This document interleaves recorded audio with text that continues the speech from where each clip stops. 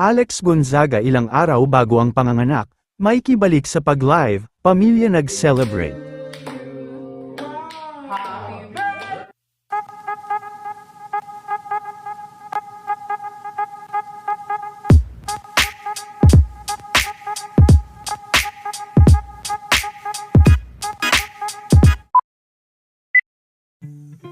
Dalawang araw na nga na magkasunod na nagla-live sina Mikey Morada at Uncle Jojo, habang si Alex Gonzaga naman ay nagpapahinga na umano kaya hindi na din ito present sa kanilang live.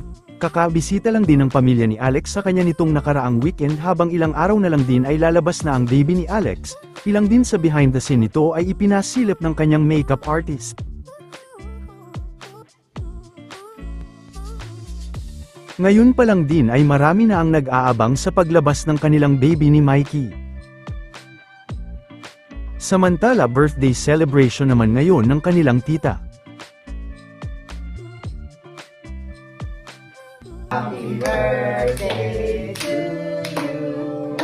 Happy birthday, happy birthday. Happy birthday to you. Yay! Blow. Ay, naku. Dahil sabayan mo na. Sabay kay Tita Ella.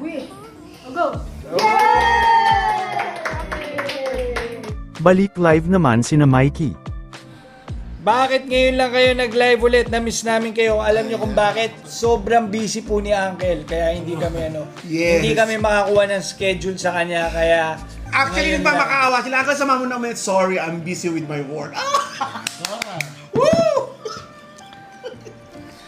So, kaya naman, eto na kami ngayon. Mag-check out na kayo dahil nagkakaubusan na naman ng paragis.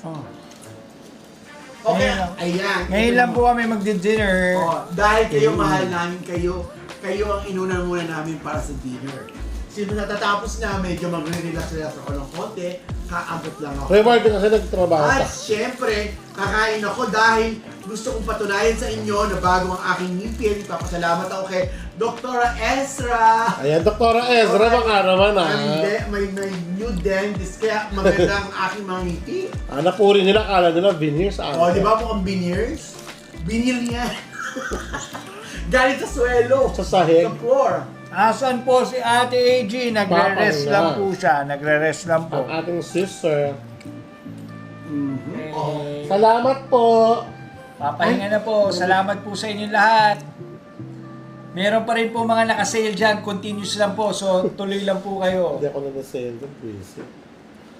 Salamat po. Ayan, teka na.